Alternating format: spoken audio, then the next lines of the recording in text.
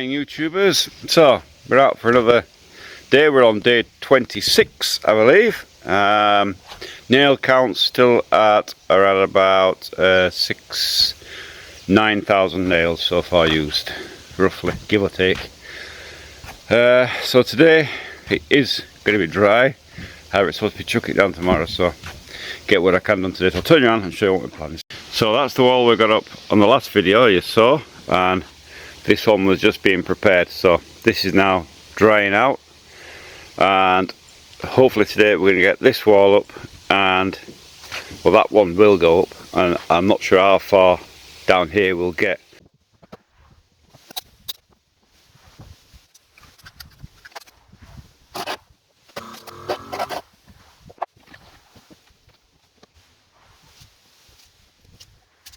So I'll show you these two pieces of wood here. They've got a tiny bit of mould growth on it, and I'll tell you for why.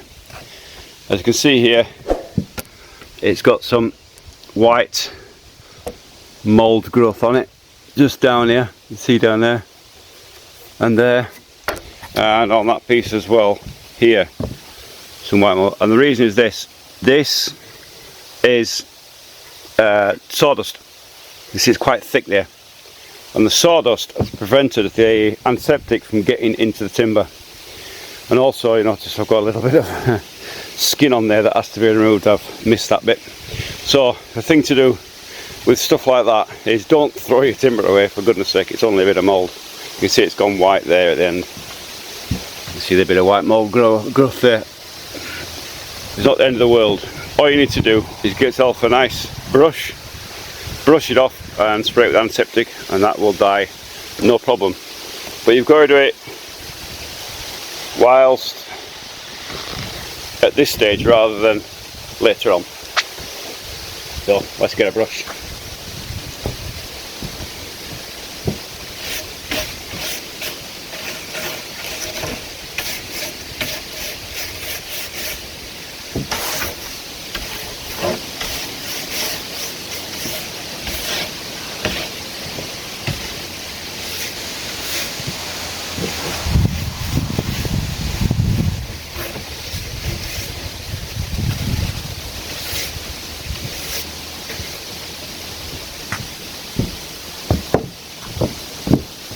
Even just brushing it, it's already starting to show improvement, removing the mould. So now I'll get some antiseptic on there. With this breeze it'll be gone in a day or two and it'll never come back. But don't be shy with the antiseptic, get a good layer on there. And this is ideal because it's on this side. When I spotted that, I put it this way up so that I can now put some spray on it, and it can sit and soak in while I complete the rest of this frame.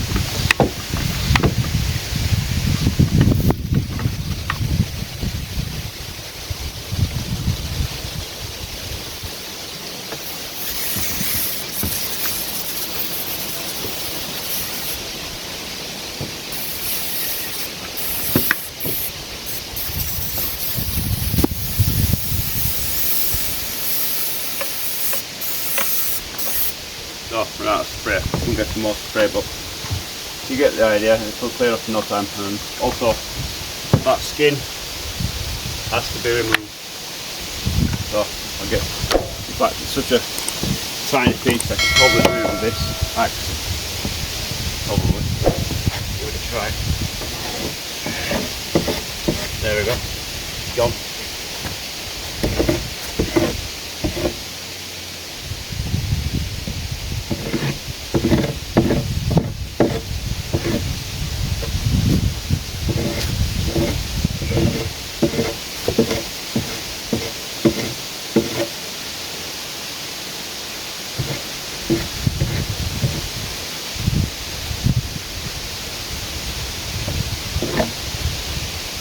If you're having a house built or doing it yourself or whatever, and your spot skin, you can either tell the workers to get rid of it and re-spray it, or just get something sharp, an axe or anything, remove it yourself, give it a spray.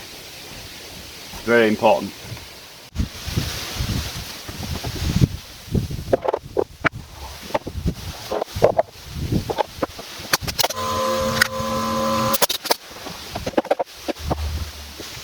I'll just show you this. All of these are 60, 60, that's a little bit less than 60. That's where the window's going. And that leaves me a little gap of just over about 65. Now, the reason that's an odd size is because I've joined it onto that wall. I've split the wall. You see where the smaller piece is there. So I'm going to have to put in another piece in here to compensate for that 5 centimeters. Otherwise the insulation will be more than 60 centimeters, which means putting a piece in, which is not a good idea. So in with another piece.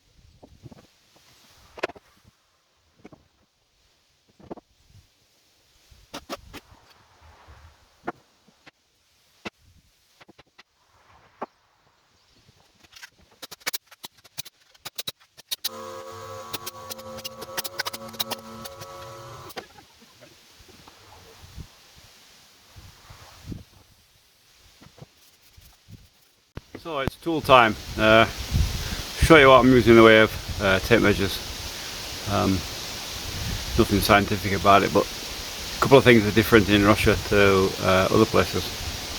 If you're from America or even England, sometimes you come across this type, the old tape measure, normal, you lock it to hold it in place, they're okay. But on here, I don't know if you can see this, I'm trying to focus here, you have inches and you have millimeters and centimeters, millimeters and inches. To me, it's just confusing. If you're using centimeters, stick with centimeters, the metric system. If you use the old imperial inches, stick with that. Buy one or the other, don't buy these, it just confuses you. In Russia, everything's metric. Nobody uses inches, it's just not done. So if you're buying tape measures, best thing to do is make sure it's purely in centimeters only. And that way there's no confusion. Nice big letters. There's another one. There's one again in centimeters. What sizes am I using? Usually for handiness in my hand I use a small one. This one is 5 meters. Maximum, don't buy 3 meter rulers, because if you're measuring 3 meters you have to get it right to the very end and then it won't wind back in again. It's better to get a slightly bigger one, 5 meters or something like that. And then diagonals, obviously, especially for the bigger ones, I've got a 10-metre ruler. I wouldn't buy, you could get an 8-metre, but 10's better, because if you anything around about 8 metres you're measuring and you're stretching it. So 10 metres, and with the automatic lock as well, so you're not having to put the lock on every time. It just automatically stays open and just goes like that. Lovely, very simple. They're not expensive, and this one's got a bit of a ratchet on it now. Starting to, I think it won't be long before this one's done. These don't last long. Zuba is not a bad brand. This one here is HBE, some Chinese thing. Yeah, okay. And as for this type of ruler, I use these are 20-metre ones. These are made by Hessler, and you get them in Petrovich here in Russia. And these are steel rulers. The good thing about these is the 0 point starts from the very edge of that there, from there. So if you hook it on something, you're only losing what, a mil or two, and that they don't stretch as well. So very good. But if you get them wet, eventually the paint comes off. But again, around about 500 to 600 rubles. $5 or $6 per ruler, so not expensive. I use these on the foundations. These last about a month and a half before we replace, not long. So there you have it. There's your rulers. Don't buy the old inches. If you're buying, if you're building yourself here in Russia, or even if you're getting somebody else to build it for you, stick with the old centimetres. It's much easier. If you need to go to inches, if you're determined to go that way, then you need to get your architect to do it into imperial measurements, which is an extra cost. I don't like imperial. It's an old-fashioned system of 12s, and it's just so old. I grew up with that, with the old-fashioned system, and I can tell you the metric system, it's far easier to work with, and far better to work with, far simpler. Anyway, on with the video.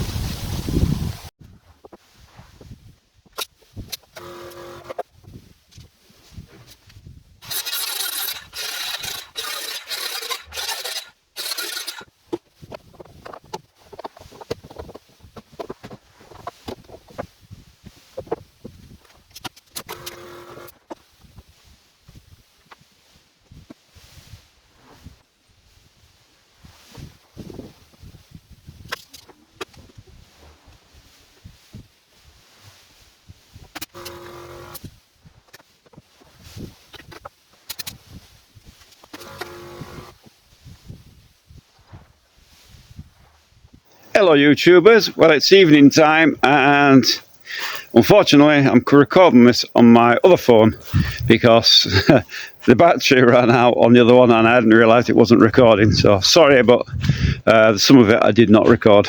Battery failure. So I'll turn you around anyway and show you what quite good progress we've done today.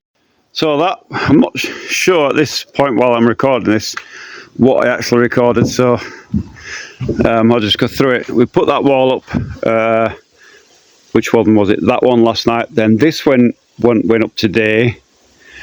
This one went up today. This one went up today. So we've done quite a lot. I'll take you back here, see if I can get a better shot of it. But it's basically the walls I wanted to get up. This is the gable end, if you like, of the house. That's the kitchen. That's the terrace over there. So that'll be the kitchen and the boiler room, come pantry thing. And see, that's the big window that's going to be out. It's not that big actually, but we haven't fitted the parts in yet. But that's window looks out into the garden over there. That window there looks into the back. So quite good progress. We've got that up. The missus helped me put that wall up there because it was too big for me on my own, and I had to split it anyway and join it down the middle there. So it's looking good. We've got, so tomorrow it's supposed to rain tomorrow, and I've got everything covered up just in case. But if it doesn't, then I plan on getting that kitchen wall up there, and that's going to be doing a one. The missus will help lift that up. This time I'll actually remember to charge the battery up properly and record it. But anyway, that wall there to go up. Once that wall up there once that kitchen wall's up, then we're straight on to this middle dividing wall here. And once that's an important wall, that gives stability to the back wall and the middle wall as well. So once that's up, then we can go down this middle the dividing wall. It's not, I keep looking at it here, but it's not, it's actually over there. It's over there. So, and that will be majority of this 2/3 of the house will be finished at that point. So it's looking good. We've not got much timber left, but I think there's enough to do at least this half anyway. This 2/3, I think, maybe all. So we're pretty damn good. In fact, pretty damn good. We're almost out of jutovy insulation, uteplitl in Russian.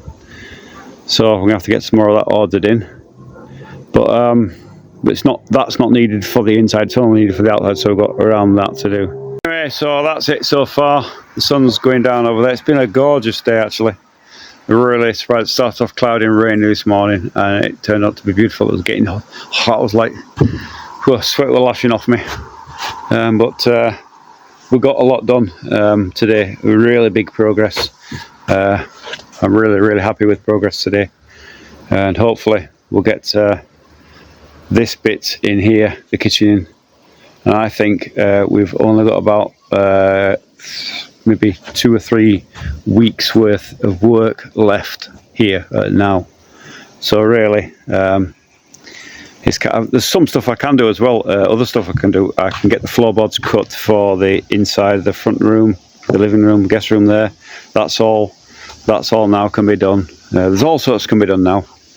Once the internal walls are up, it's really a big progress. And of course then there's the Verkhnya Biaska to go on, so we'll see. Anyway, I'm waffling, so not sure which part of this I'm going to cut and which part I'm going to leave in this video, but okay. Thanks for watching. Don't forget to subscribe, like if you like it. If you don't like it, don't like it. And I'll see you tomorrow. Good morning YouTubers, it's day 27 and it's a beautiful day. It's supposed to be rain today, and then I looked again and the weather, it's changed completely and it's completely dry for the next week or so. So hopefully we'll get a lot of progress. Already explained what I'm doing a million times, so I'm just going to get straight on with the kitchen wall today and get that up, and that'll be the final contour finished.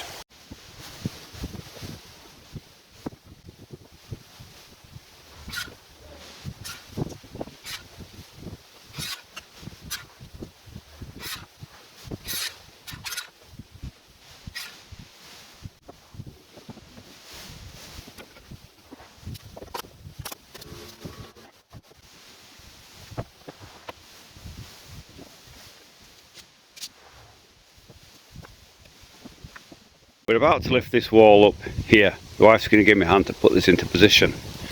It's a very light wall, but even so, there's a few things about it. Because it's a central wall, we have to be sort of careful that we don't knock off the insulation around the outsides. This wall here is insulated, but this is not secured anyway, so we can move it that way a bit so we don't knock the insulation off. Important thing to do in these frame housing, you can see I've got it insulated where the timber is going to connect all the way down, it's going to connect there, and then it's going to connect along there, insulated, all the way along, insulated, every piece insulated where that timber is going to be. And all up there. And while I'm filming this video, can you spot the mistake here I've done? Spot the mistake. That part of insulation should be over there. I've put it on the wrong side. But I'll put a new piece in now. But yeah, make sure it's an outside wall. Everything should be insulated all the way around, so no air gaps, no drafts can come in there. Very, very important. Good evening, YouTubers. It's evening time and it's the end of the day. I've had enough, and the wall is up behind me. That's the wall. The wife helped put me up, help me put it up. And let me turn you around and show you what's going on. So that's it. That's the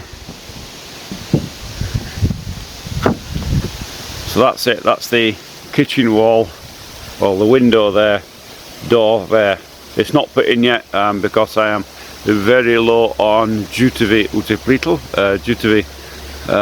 insulation, and there's like two pieces, three in there. So until I've got the insulation, I can't touch that there. So it's minimal up, sort of a frame. So in the meanwhile, what I can do, with what insulation I've got left, is I can put up this wall here. There's only a small piece of insulation that goes along the floor there, between the floor and the wall, so I can do that. Basically, internally, there is no need to put insulation between the, when you're joining timbers, like in there's no need for it, in there's no need for it, and in here there'll be no need for it. So it's just along the floorboards, nothing else. So but yeah, it's all up. It fitted in absolutely lovely, gorgeous, no problems there at all nice and level. So next up, tomorrow, hopefully get this wall in completely. It'll be supposed to be sunny all day. It was kind of trying to rain earlier. It's kind of overcast. Tomorrow it's supposed to be sunny all day, so hopefully we'll get that entire wall in there. But I've got a little bit of manoeuvring here to do yet with these boards to get a stable platform before I can put that up. So anyway, that's it for tonight. I'll see you tomorrow bright and early.